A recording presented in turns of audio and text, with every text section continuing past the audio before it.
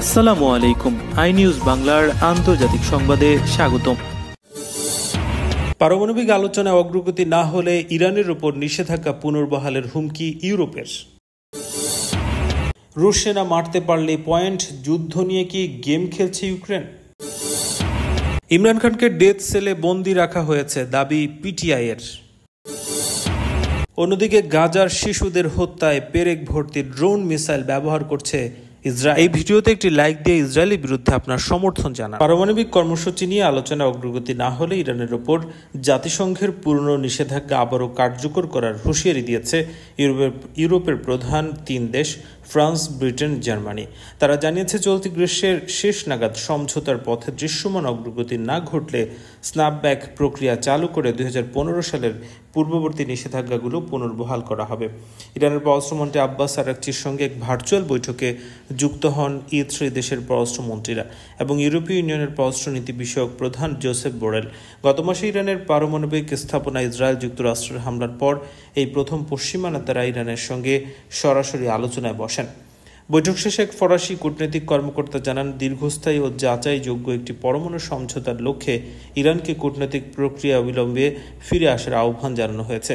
চীন ও রাশিয়ার পাশাপাশি ফ্রান্স, ব্রিটেন ও জার্মানি, এই 5 দেশ এখনও 2015 সালের পরমাণু চুক্তির আওতায় রয়েছে। এই চুক্তির মাধ্যমে ইরানের পারমাণু কর্মসূচির নিয়ন্ত্রণ আরোপের বিনিময়ে তেহরানের ওপর থেকে আন্তর্জাতিক নিষেধাজ্ঞা শিথিল করা হয়েছিল। এই চুক্তি জাতিসংঘ নিরাপত্তা পরিষদের অনুমোদিত একটি প্রস্তাবের ভিত্তিতে কার্যকর হয়, যার মেয়াদ শেষ হবে 18 অক্টোবর। এর আগে স্ন্যাপব্যাক ব্যবস্থায় 30 দিনের মধ্যে আগের সব নিষেধাজ্ঞা ফেরত আনার সুযোগ রয়েছে।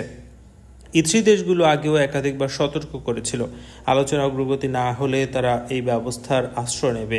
ফরাসি কূটনীতিক জানিয়েছেন, গ্রীষ্ম শেষ হওয়ার আগেই চুক্তির পথে কোনো উল্লেখযোগ্য অগ্রগতি না ঘটলে মন্ত্রীরা স্ন্যাপব্যাক প্রক্রিয়া সক্রিয় করার বিষয়ে একমত। তবে দৃশ্যমান অগ্রগতি বলতে ঠিক কী বোঝানো হয়েছে তা তিনি পরিষ্কার করেননি।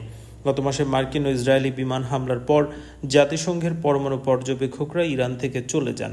যদিও তেহরান কূটনৈতিক সমঝোতায় ফিরে আসার ইঙ্গিত দিয়েছে, তবুও যুক্তরাষ্ট্র ও ইরানের মধ্যকার 6ষ্ঠ দফার আলোচনা কবে শুরু হবে সে বিষয়ে এখনও নিশ্চিত কোনো তথ্য নেই। সমালোচকরা বলছেন, E3 কার্যত আগস্টের শেষ সময়সীমা বেঁধে দিয়েছে। তবে ইরান আলোচনা শুরু করলেও মাঠে আন্তর্জাতিক পর্যবেক্ষকদের অনুপস্থিতিতে এই সময়ের মধ্যে সমঝোতায় পৌঁছানো প্রায় অসম্ভব। ইউক্রেনের ফ্রন্টলাইনের রুশ সেনাও তাদের সরঞ্জামকে নিশানা করে চালানো হচ্ছে ড্রোন হামলা। সেসব হামলার ভিডিও করা হচ্ছে, তথ্য সংরক্ষণ করা হচ্ছে, হিসাবও রাখা হচ্ছে, যা ব্যবহৃত হচ্ছে যুদ্ধ কৌশলে। কারণ ইউক্রেনীয় সেনাবাহিনী এখন তাদের চেয়ে শক্তিশালী প্রতিপক্ষ রাশিয়ার বিরুদ্ধে যতটা সম্ভব কৌশলগত সুবিধা আদায় করতে চাইছে। গত বছর পরীক্ষামূলকভাবে চালু হওয়া প্রকল্প আর্মি অব ড্রোনস বা বোনাসের আওতায় প্রতিটি ধ্বংস বা হত্যার জন্য ইউক্রেনীয় সেনাদের পয়েন্ট দেওয়া হচ্ছে।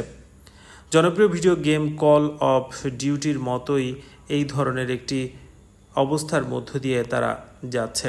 ইউক্রেন সরকার ও সেনাবাহিনীর প্রযুক্তি বিশেষজ্ঞদের সমন্বয়ে গঠিত ব্রেভ ওয়ান দল এক বিবৃতিতে জানিয়েছে, লক্ষ্যবস্তু যত বেশি কৌশলগতভাবে গুরুত্বপূর্ণ ও বড় মাপের হয়, প্রতিটি ইউনিট তত বেশি পয়েন্ট পায়। যেমন শত্রুপক্ষের রকেট লঞ্চার ধ্বংস করলে মেলে 50 পয়েন্ট, ট্যাঙ্ক ধ্বংসে 40 পয়েন্ট, আর ট্যাঙ্ক আংশিক ক্ষতিগ্রস্ত করলে পাওয়া যায় 20 পয়েন্ট। এই পুরো প্রক্রিয়াকে অনেকে বলছেন যুদ্ধের গেমিফিকেশন, অর্থাৎ যুদ্ধের গেমের কাঠামোতে রূপ দেয়া।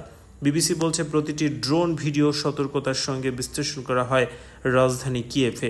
সেখানে চলমান যুদ্ধ পরিস্থিতি ও কৌশলগত অগ্রাধিকার অনুযায়ী পয়েন্ট বরাদ্দ দেওয়া হয়, যা সময়ের সঙ্গে সঙ্গে পরিবর্তনশীল। এই পয়েন্টস প্রকল্পের নেপথ্যের কারিগর ইউক্রেনের ডিজিটাল ট্রান্সফরমেশন মন্ত্রী মিখাইল ফেদরভ বলছেন, সবচেয়ে গুরুত্বপূর্ণ হলো এটি সঠিক তথ্যের উপর ভিত্তি করে কাজ করে। এটি এক ধরনের যুদ্ধের গণিত, যেখানে সীমিত সম্পদ সবচেয়ে কার্যকরভাবে ব্যবহার করা যায়। তবে দীর্ঘ 3.5 বছরের বিধ্বংসী যুদ্ধে এই প্রকল্পের আরেকটি গুরুত্বপূর্ণ দিক রয়েছে। ফেদরভ বলেন, এই প্রকল্পের ভিত্তি অনুপ্রেরণা। আমরা যখন পয়েন্টের মান পরিবর্তন করি তখন দেখি যোদ্ধাদের উৎসাহ পরিবর্তিত হয়। বিবিসির প্রতিবেদনে বলা হয়, ফেদোরভের কার্যালয়ে রয়েছে বেশ বড় একটি স্ক্রিন। সেখানে ইউক্রেনীয় ড্রোন থেকে সম্মুখ সমরের ওপর নজর রাখা ডজনখানেক ভিডিও সরাসরি দেখা যায়। এই লাইভ দৃশ্যপট থেকে স্পট হয়ে ওঠে ইউক্রেনের ড্রোন নির্ভর যুদ্ধ পরিস্থিতি। দেশটির সামরিক কর্মকর্তাদের দাবি, বর্তমানে রুশ সেনা হতাহতের প্রায় 70% ড্রোন আক্রমণের ফল। 2022 সালে ইউক্রেনের রাশিয়ার সর্বাত্মক আগ্রাসন শুরুর দিন থেকে সামাজিক যোগাযোগ মাধ্যমে ছড়িয়ে পড়ে একের পর এক ড্রোন ভিডিও। সেসব ভিডিওর নেপথ্যে বাজতে থাকে হেভি মেটাল সঙ্গীত আর সামনে যুদ্ধক্ষেত্রের ভয়াবহ দৃশ্য। এসব ভিডিও মূলত সীমান্তের অপর প্রান্তে থাকা সেনার মৃত্যু উদযাপন করে বানানো হয়। তবে কেবল কৌতূহল বা প্রতিশোধের তৃপ্তি নয়, ইউক্রেনের ফ্রন্ট লাইনের সেনারা এখন জানেন এই ভিডিও ফুটেজ তাদের জন্য পুরস্কারও বয়ে আনতে পারে। এই সেনারা পয়েন্টস প্রকল্পটি কীভাবে দেখছেন তা জানতে বিবিসি যোগাযোগ করে ইউক্রেনের এক ডজনের বেশি সামরিক ইউনিটের সঙ্গে।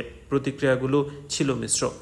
ইউক্রেনের 108তম টেরিটোরিয়াল ডিফেন্স ব্রিগেডের ভ্লাদিমির নামের এক সেনা বলেন, সাধারণভাবে আমিও আমার সহযোদ্ধারা এই প্রকল্প নিয়ে ইতিবাচক। এটি আমাদের হারানো সরঞ্জামের ঘাটতি পূরণের একটা উপায়, সেই সঙ্গে শত্রুপক্ষকে যতটা সম্ভব ক্ষতিগ্রস্ত করার কৌশলও। দেশটির উত্তর পূর্বাঞ্চলের লড়াইরত 22তম মেকানাইজড ব্রিগেড প্রায় 3 মাস ধরে এই নতুন প্রকল্পের সঙ্গে অভ্যস্ত হওয়ার সময় পেয়েছে। এই ব্রিগেডের সেনা জেক বলেন, প্রকল্পের ধরন দেখে আমাদের মনে হয়েছে এটি বেশ ভালো একটি উদ্যোগ। যুদ্ধ করতে করতে আমাদের ছেলেরা ক্লান্ত হয়ে পড়ছে, তাদের মন কোনো কিছুতেই টানে না, কিন্তু এই প্রকল্প কিছুটা হলেও তাদের সাহায্য করছে, তারা পুরস্কার পাচ্ছে, এটা একটা ভালো মোটিভেশন। তবে এই প্রকল্প নিয়ে ভিন্ন মত রয়েছে। অনেকের কাছে পয়েন্টস সেনাদের মধ্যে কাঙ্ক্ষিত প্রেরণা জোগাতে পারছে না। স্নেক নামের এক সেনা বলেন, শুধু পয়েন্ট দিয়ে সেনাদের পালিয়ে যাওয়া ঠেকানো যাবে না। পাকিস্তানের সাবেক প্রধানমন্ত্রী এবং দেশটির প্রধান বিরোধী নেতা ইমরান খানকে ডেথ সেলে বন্দী করে অমানবিকভাবে রাখা হয়েছে। এমনকি আইনজীবী ও নিকট আত্মীয়র সঙ্গেও তাকে দেখা করতে দেয়া হচ্ছে না, এমনটাই দাবি করেছে ইমরান খানের প্রতিষ্ঠিত দল পাকিস্তান তেহরিক ইনসাফ। রাতে এক প্রতিবেদনে তথ্য জানিয়েছে পাকিস্তান সংবাদ মাধ্যম এক্সপ্রেস ট্রিবিউন। সংবাদ মাধ্যমটি বলছে, ইমরান খানকে ডেথ সেলে বন্দী রাখা হয়েছে বলে বৃহস্পতিবার এক সংবাদ সম্মেলনে পিটিআইয়ের কেন্দ্রীয় তথ্য সচিব শেখ ওয়াকাস আকরাম অভিযোগ তুলেছেন। তিনি জানান, ইমরান খানকে দিনে 22 ঘন্টা একা একটি কক্ষে আটকে রাখা হচ্ছে, তাকে পত্রিকা, টেলিভিশন বা বই পড়ার অনুমতি দেওয়া হচ্ছে না, এমনকি আইনজীবী ও নিকট আত্মীয়দের সঙ্গেও দেখা করতে দেওয়া হচ্ছে না। আকরাম বলছেন, ইমরান খানকে ডেথ সেলে বন্দী রাখার ঘটনাটি আসেই অবস্থা আসলে এক ধরনের মানসিক নির্যাতন এবং মৌলিক মানবাধিকার লঙ্ঘনের নামান্তর। পিটিআইয়ের মুখপাত্রের দাবি, আদালতের নির্দেশনা অনুযায়ী ইমরান খানের 6 জন নির্ধারিত ব্যক্তির সঙ্গে দেখা করার অধিকার রয়েছে, কিন্তু সেটিও লঙ্ঘন করা হচ্ছে। তিনি বলেন, এটা সরাসরি আদালত অবমাননার শামিল। অভিযোগ করছেন, ইমরান খানের স্ত্রী বুশরা বিবিকেও পরিবারের সদস্যদের সঙ্গে দেখা করতে দেয়া হচ্ছে না, আর ইমরান খানের বোন আলিমা খান পর্যন্ত তার সঙ্গে সাক্ষাৎ করতে পারছেন না। পাকিস্তানের প্রধান বিচারপতির প্রতি হস্তক্ষেপের আহ্বান জানিয়ে আকরাম খান বলেন, আদালতের আদেশে যেভাবে উপেক্ষা করা হচ্ছে তাতে শুধু বিচার বিভাগের মর্যাদাই ক্ষুণ্ণ হচ্ছে না, বরং দেশের পুরো বিচার ব্যবস্থাকে উপহাস করা হচ্ছে। সংবাদ সম্মেলনে আকরাম আরও বলছেন, কারাগারে বন্দী পিটিআই নেতাদের স্বাস্থ্যের অবনতি ঘটেছে এবং তাদের সঙ্গে দুর্ব্যবহার করা হচ্ছে। অবরুদ্ধ গাজা উপত্যকার চিকিৎসকরা জানিয়েছেন, শুক্রবার যেসব শিশুকে হাসপাতালে আনা হয়েছে তাদের অনেকের শরীরে মারাত্মক দগ্ধ হওয়া ও ধাতব বস্তুর আঘাতে জখম স্পষ্ট। ইহুদিবাদী ইসরায়েলি বাহিনীর পেরেক ভর্তি ড্রোন মিসাইল হামলায় এমন অবস্থার সৃষ্টি হচ্ছে বলে জানা গেছে। চিকিৎসক তাদের বাঁচানোর সর্বোচ্চ চেষ্টা চালিয়ে যাচ্ছেন। প্রতিবেদনে বলা হয়, এই ড্রোন মিসাইলগুলোর ভেতরে ঠেসে ভরা থাকে অসংখ্য পেরেক। বিস্ফোরণের সময় সেগুলো দ্রুত গতিতে ছুটে গিয়ে শরীর ভেদ করে ভেতরে ঢুকে যায়। এতে অভ্যন্তরীণ রক্তপাত শুরু হয়, যে অধিকাংশ মৃত্যুর প্রধান কারণ হয়ে দাঁড়িয়েছে। গত প্রায় 40 দিন ধরে ড্রোন হামলার পরিমাণ উল্লেখযোগ্যভাবে বাড়িয়েছে ইহুদিবাদী ইসরায়েলি বাহিনী। এসব হামলা জনবহুল এলাকায় চালানো হচ্ছে। বাজারের রাস্তা, পানি সংগ্রহের লাইনে দাঁড়ানো লোকজন কিংবা কমিউনিটি কিচেন থেকে খাবার নেওয়ার জন্য অপেক্ষমান সাধারণ মানুষ সবাই তাদের লক্ষ্যবস্তুতে পরিণত। বর্বর ইসরায়েলি সেনাবাহিনী অত্যাধুনিক ও প্রযুক্তি নির্ভর অস্ত্র ব্যবহারের দাবি করলেও বাস্তব পরিস্থিতি ভিন্ন কথা বলছে। যেসব এলাকা লক্ষ্যবস্তু করা হচ্ছে এবং হতাহতের সংখ্যা যেভাবে বাড়ছে তা ইসরায়েলি বাহিনীর প্রচারের বিপরীত চিত্র উপস্থাপন করছে।